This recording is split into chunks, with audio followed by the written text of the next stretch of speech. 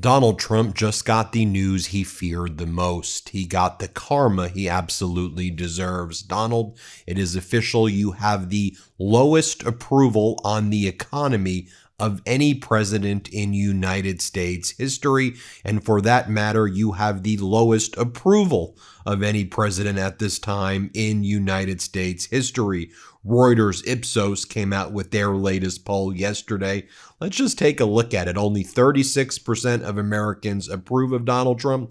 62% of Americans disapprove of Donald Trump. Then when you go through these specific issues, like take a look at the economy, Trump is officially the least popular president on the economy in history. And even when Biden was at his lowest point on the issue of the economy, Donald Trump is significantly worse than Biden's worst polling ever on the economy. When it comes to issues like immigration, Donald Trump is net negative 13. That was supposed to be his and the Republicans' big issue. On foreign policy, Donald Trump's approval is net negative 27, a new low. On the economy, Donald Trump's approval is a net negative 33, a new low. On the cost of living, Donald Trump's approval is a net negative 41, a new low. On the approval of U.S. strikes on Iran, and by the way, when it's framed that way versus invasion, I think he gets a little bit of a bump, but only 35% of Americans approve his strikes on Iran, while 61% disapprove of his strikes on Iran. This was a big polling sample, a very reliable poll, and Donald Trump is officially the worst ever. Now, taking a look at CNN's analysis of male voters, Donald Trump is tanking with male voters, and specifically young male voters. That used to be, Donald Trump saying, I got the male voters, and the young male voters. With young male voters right now, Donald Trump is like net negative 19 or worse. It was a massive swing in the negative direction. Watch Harry Enton describe what went down in this latest poll and how Donald Trump's lost all support from men. Finally, here, play this clip. Donald Trump and Republicans won in 2024 because of support from male voters. The only way they can win, given the gender gap in this country, is support from male voters. And male voters are abandoning Donald Trump. Take a look here. This gives the game away. Okay, Trump's standing with men. In November of 2024, he beat Kamala Harris among them by 13 points. Look at where he is now on his net approval rating. Down he goes. It's a 20-point shift away from Donald Trump. He is now 7 points underwater at this particular point among men. I think it is very difficult for Republicans to do well in this midterm cycle if Donald Trump is underwater with men. As my uncle once wrote, where the boys are, where the men are, they are underwater when it comes to Donald Trump. Okay, so that's overall men, but what about young men who were really influential? Yes, young men. Of course, there was a massive shift to Donald Trump from 2020 to 2024 among young men. And look right here. Whoa! Yikes.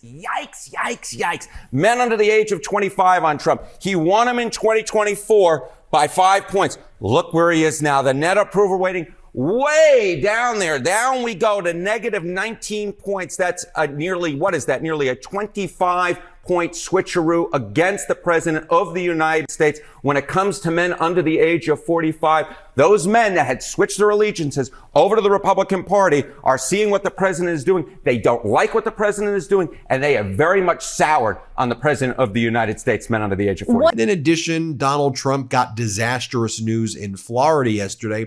There were two special elections there in Florida, one for Senate District 14, where the Democratic candidate Brian Nathan prevailed in a Trump +7 district, and then separately in the House District 87, a Trump +11 district, where Trump continuously endorsed the MAGA Republican candidate John Maples, who was ultra MAGA. The Democratic candidate Emily Gregory went on to win that race, and so she is now the state House representative in Florida for the district covering Mar-a-Lago, which was previously a +11 Trump district. This is an absolute worst case scenario for Donald Trump. It is a nightmare scenario for Donald Trump as we look at these polls. Also, when you look at state by state polls, you take a look at the MRG Michigan poll from last week. I'll be interested to see what it looks like this upcoming week. His approval is only at 39% there. I expect that number to be lower as well. People are struggling and suffering here in the United States as Donald Trump's unlawful war in Iran continues to escalate. Now we're sending additional Marine Expeditionary Units, paratroopers. Then you hear these deranged press conferences where Donald Trump talks about getting prizes and controlling the strait with the Ayatollah in joint ventures. I have no clue what this guy is saying. The Americans don't, and it's deeply dangerous. Or I do know what he's saying. It's giving the middle finger to the American people. I want to bring in Abdul El-Sayed. Abdul, it is great to see again running for that Senate seat in Michigan. This war is catastrophic on so many levels. The human toll, we hear these stories about elementary schools being blown up with little girls being killed in mass in Beirut, seeing the suburbs there and areas in Lebanon just being absolutely gutted and hospitals being blown up and people being killed there as well and across the region, obviously. And then here in the United States, the suffering both in terms of the human cost, losing our troops abroad, and the economic cost. Had there not been a war, and you and I did this interview, we would be talking about the catastrophic economy that Treasury Secretary Bessent refers to as a beautiful banquet that we're all thriving in right now. But with this war, it compounds matter. So I want to get your take, Abdul, on the war and also on the impact here at home and what you're seeing in Michigan. Yeah, Ben, I appreciate you covering this and being as extensive in the coverage as you have been. This is an illegal, unjustified war, but somebody's got to pay for it. And that someone is us. We're paying for it to the tune of hundreds of billions of dollars and counting.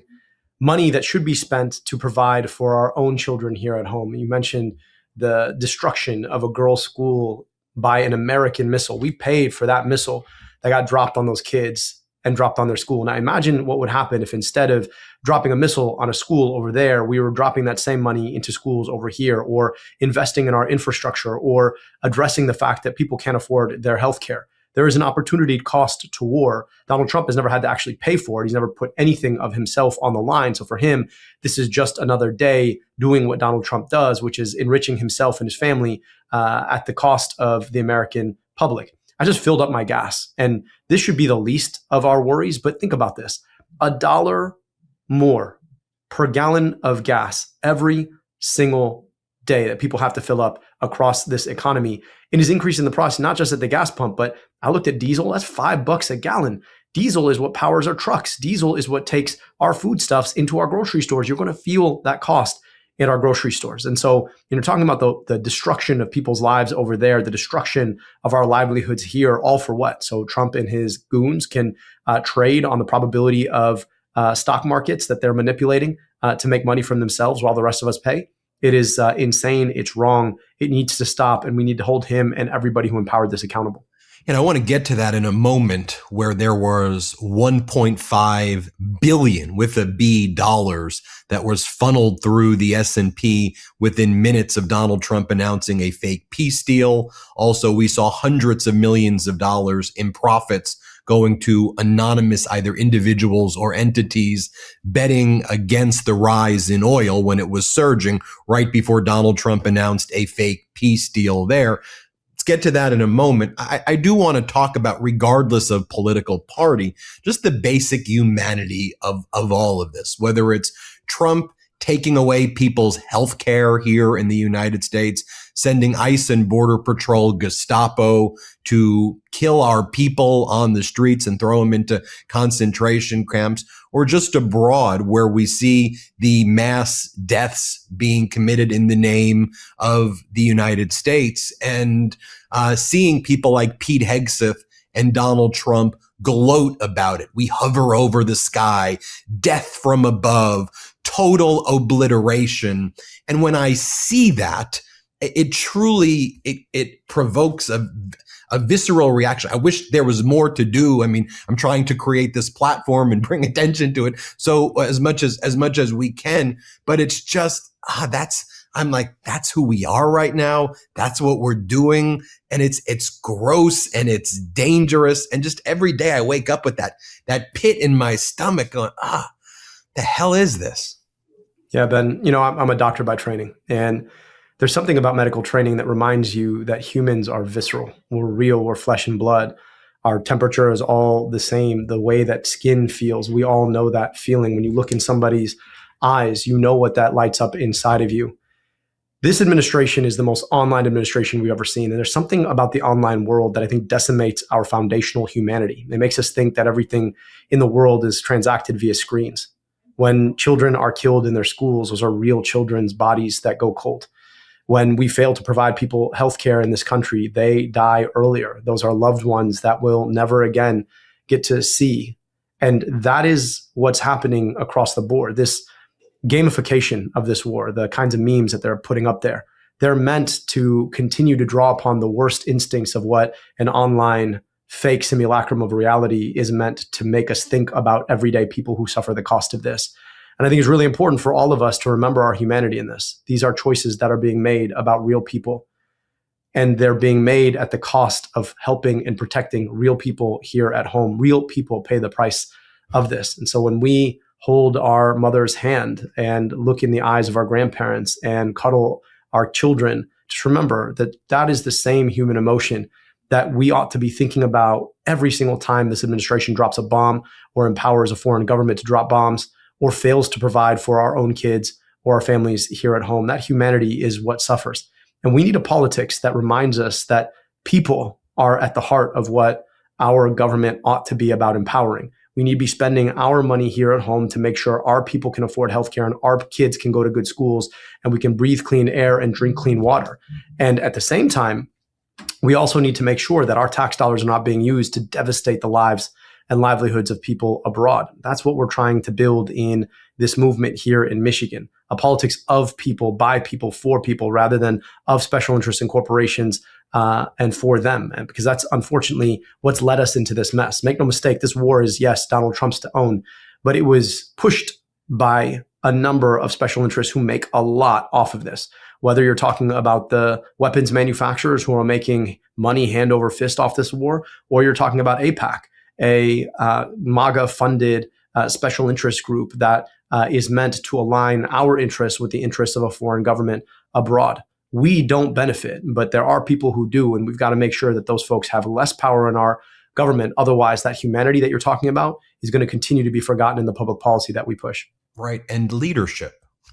At a basic level, what does it mean to be a leader? I mean, you as a leader in public health in the state of Michigan, you as a leader of organizations before running for office, you know what that entails, running complex organizations where people report to people who report to people who report to people who report to you, setting a vision at the top, being very focused on details, dotting I's, crossing T's, double checking, the way we carry ourselves on a day-to-day basis. You know, these were things that were taught to me when I was raised, and the example I try to set. And when I falter, I try to take accountability.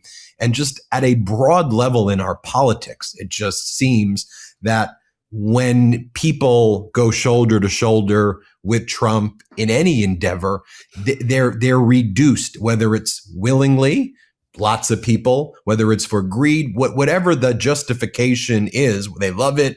They find their way into it. It's reductive. It reduces, I think, just like who all these people are and the people he surrounds himself with. When they become these sycophants, and they are sycophants to begin with, I just watch it and I go, what is that? Like, what is that? What message is that sending? They're all over the place. They're not paying attention. There's constant mistakes and cover-ups. And there's just that aspect that has nothing to do with politics that I think needs more attention. And Ben, you're absolutely right. Look, narcissism, which is the end game of what Donald Trump's personality is. We think about it as having too much ego, but it's actually having too little. And so his ego has become a black hole. Nothing can satiate him. He reaches for power and money and fame and glory and never gets enough. And so what happens to people who get sucked into the orbit, it's the same thing that happens to anything that gets sucked into a black hole. You just end up becoming a smaller version of whatever it was that you were. And so I hope that people can understand that he's insatiable. He is going to suck everything he can out of you and throw you away. You will end up a shell of yourself. Just ask all of the people who've worked with him. Ask Mike Pence. Ask Kristi Noem. Ask all of the people he's chewed up and spit out and destroyed in the process. Now, think about the people who've really suffered, the people who live on the wrong side of wars that he's created, who live on the wrong side of healthcare he's taken away, who live on the wrong side of an economy that he's destroyed. So we need, like you said, to bring back the ideal of leadership. And to me, I've always learned that leaders, they eat last, but they go first. Where there's a risk, where there's challenges, you step up first, you take those risks. But when there's resources, you eat last. You make sure everybody else is fed before you tuck in. And that is exactly the opposite of what we've had. It's what we need in the US Senate. Now, I'm going to finish just on to this point on one note. I don't think most of us had probably heard about the Strait of Hormuz before this attack, before this war was launched. And now the Strait of Hormuz is being wrapped around our neck, choking us when it comes to our ability to afford gas at the pump, or soon enough to afford the basic things that we need to live our lives. We don't necessarily need to live knowing about the Strait of Hormuz, but you know who does? The people making decisions about going to war with Iran. Because anybody who'd paid any attention to any war game about going to war with Iran understood that that was the biggest fulcrum of power, the one that they were always going to bend around us. And look where we are. Because these people started a war without asking what would happen the next day or the day after that. And here we are paying an extra $1 every single gallon of gas we pump, watching as our groceries are going to get more expensive, and watching as a potential catastrophic decline in our economy, a recession, may soon follow, all because these people did not do their basic homework. You know, it's such a great point. Like, I never thought I needed to know the distinction between Brent crude or WTI. I never fully focused on the difference between the 10-year and 20-year treasury yields. And not because I think that I was ignorant, although maybe I was. It was because I at least felt in the past, whether I agreed or disagreed with the leadership that may have been in place, that there was competent people who were focused on analyzing these things so I could devote my attention to my job and my family and certain things. And now I'm an expert in all of these things, the Trade Act of 1974 and, all of these things. And people are becoming experts in the way government and bureaucracy functions because it was something taken for granted. So out of this, whether sadly that analysis is great, it's dystopian, but there may be something good. There may be something afoot, especially as we head into the No Kings protests this weekend. And probably what you see as you go around Michigan is that I think people are becoming aware and they're becoming angry in peaceful ways of how we need to take this back and restore competency and good governance and return the people to power and to have people who fight for us. So before we go, talk to us about that, because your campaign in Michigan has really focused on those issues the most of what's affecting the people of Michigan. Ben, I'll tell you this. I've had the privilege of going to nearly 90 cities now, done 300 public events. When your name's Abdul, you take nothing for granted. But, we do old-fashioned town halls. We sit down with people. We try to shake everybody's hand, get to know why they're there, understand the challenges that they have. I share a little bit about why I'm running, and then I take questions. We don't screen them. I don't ask, let some people ask and not others, but I take the questions that are asked. Nobody asked me, what we're going to do about Iran. What people ask me is, how are you going to make sure that I can afford to stay in my home? How are you going to make sure that my kid has a job when they graduate college with $60,000 in debt? How are you going to make sure I can see a doctor when I get sick? And the reality of it is, it's not just the questions that get asked, it's the heads nodding in the room. Because we all want good things for each other, right? People are good people. Michiganders are incredible. And they're asking, how do we finally get a government that's more interested in us rather than empowering some big corporation or making sure that some special interest stays happy? And that's what our campaign is about. We want to get money out of politics. We want to put money in your pocket. We want to pass Medicare for all.